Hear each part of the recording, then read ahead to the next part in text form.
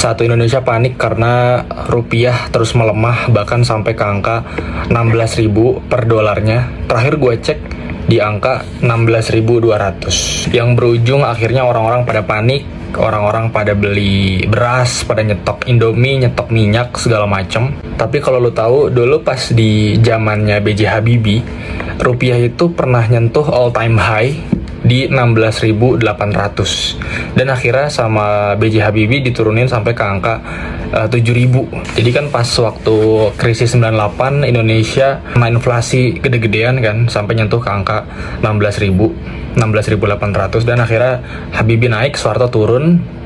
Habibie ngelakuin dua langkah strategis buat nurunin inflasi ini. Pertama, dia rekonstruksi perbankan. Di waktu itu ada 4 bank, Bank Bumidaya, Bank Dagang Negara, Bank Ekspor Impor, sama Bank Pembangunan Indonesia yang akhirnya di-merger jadi Bank Mandiri. Terus yang kedua, dia restrukturisasi utang-utang swasta.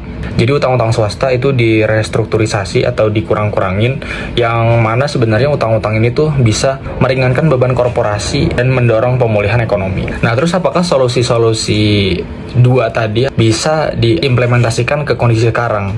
Nah, sejujurnya gue belum tahu ya. Karena kalau sekarang kondisinya US dollar itu benar-benar menguat banget, bahkan seluruh Asia itu kena dampaknya. Dolar sekarang benar-benar super perkasa, bahkan euro dan pound sterling aja kalah buat ngelawan dolar.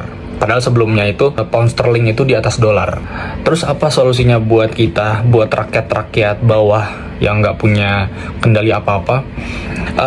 Kita cuma bisa mencari instrumen investasi yang oke dan bisa ngelawan inflasi ini, karena kalau kita nabung terus percuma guys. Udah pasti nilai rupiah kita bakal turun terus kalau misal kita cuma nyimpen di bank. Jadi lu bisa cari investasi apapun yang bisa bertahan di kondisi saat ini. Gua nggak mau merekomendasikan apa-apa. Silakan kalian research sendiri investasi apa yang bagus buat saat ini. Oh my god, gila sih ringgit Malaysia, geng. Gila-gilaan, geng ya. Hari ini, per hari ini, satu ringkitnya tembus di 3.658. Kalau di internet ya, kalau di kedai itu 3.600. Jadi ini super wow buat anak rantau. Semoga inilah rezeki anak rantau. Buat kalian jangan menghina, jangan sedih. Ya, ada rezeki di hak orang lain, ada rezeki di hak kita. Mungkin ini rezeki kami, rezeki anak rantau di Malaysia. Kenaikan ringgit rupiah sangat luar biasa, sangat baik. Jadi buat kalian yang gajinya mungkin di 2.000, kalian dapat di 7.300.000. Mungkin yang kalian gajinya dapat 3.000, dapat di hampir 11 juta. Dan alhamdulillahnya di bulan ini nanti saya mendapatkan gaji di 3.700 ringgit. Jadi dapat di 13 juta. Dan ini pencapaian yang nggak akan saya dapatkan di Indonesia ataupun di kampung. Mungkin saya bisa dapatkan di 3-4 bulan baru saya dapatkan. Luar biasa, geng ya. Alhamdulillah berkah. Kalian tahu nggak guys, pengiriman ringgit ke rupiah sekarang berapa? Jadi kemarin aku habis kirim uang ke ibuku, itu bikin shock banget guys. Karena dalam 9 tahun aku kerja di Malaysia, hari ini yang paling murah yaitu 1 juta rupiah cuma 275 ringgit aja. Gila, murah banget.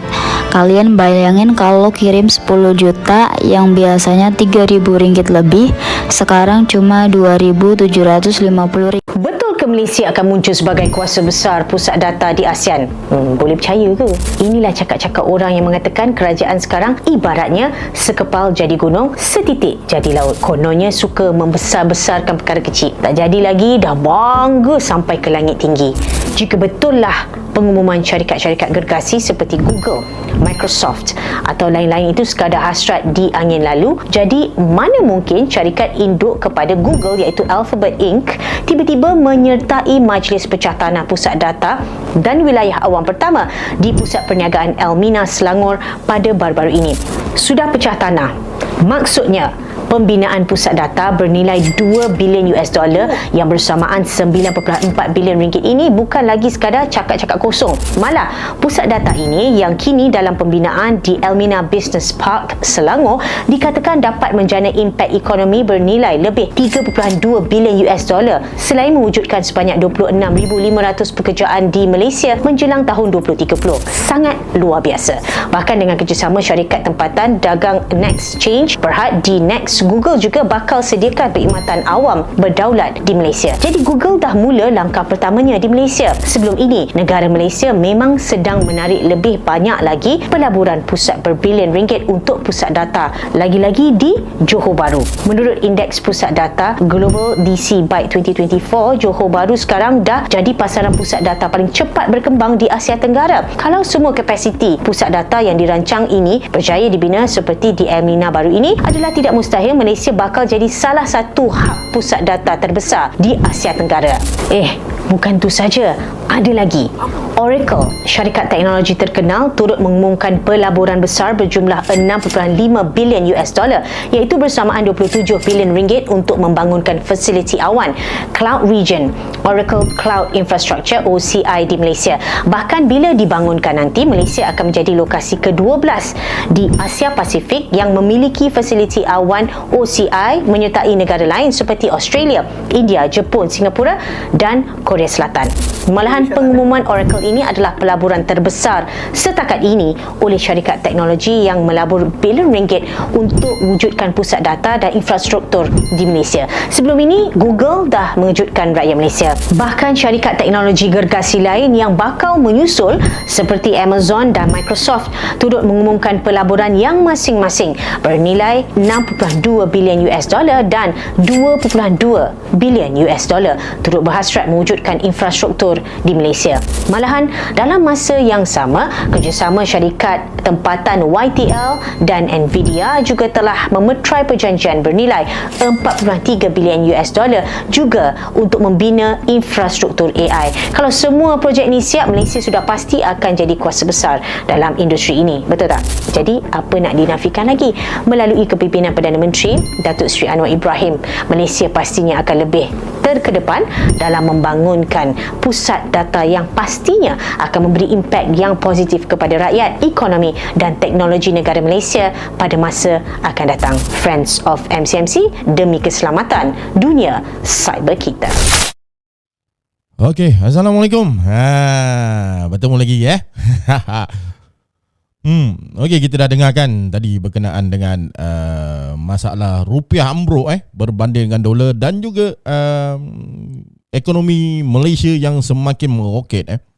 Okey, kita pun dah meninggalkan sebenarnya kita tidak bukan meninggalkan bermakna kita tidak memfokuskan kepada ekonomi berdasarkan pertanian dan sebagainya seperti sawit, getah dan sebagainya. Kita more kepada ekonomi GIG dan juga ekonomi yang berimpak tinggi, yang berteknologi tinggi seperti microchip, micro semiconductor, microprocessor dan sebagainya lah, yang melibatkan AI, melibatkan cloud, sistem cloud dan sebagainya. Dan berbilion dolar syarikat-syarikat gergasi daripada luar negara seperti Microsoft dan Oracle dan sebagainya melabur ke Malaysia.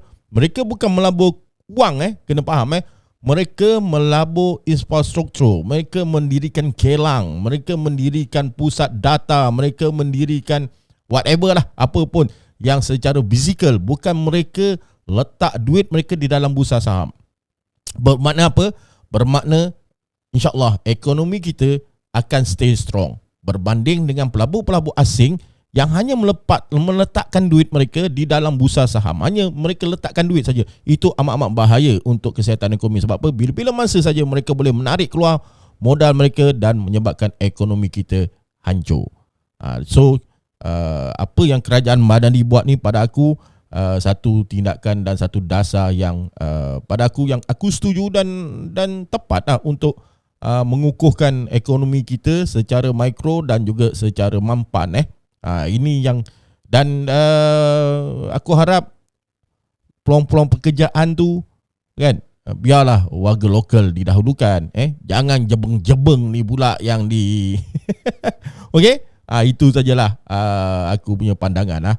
Okey, sehingga kita berjumpa lagi. Assalamualaikum. Bye bye. JB Style brother. JB Style.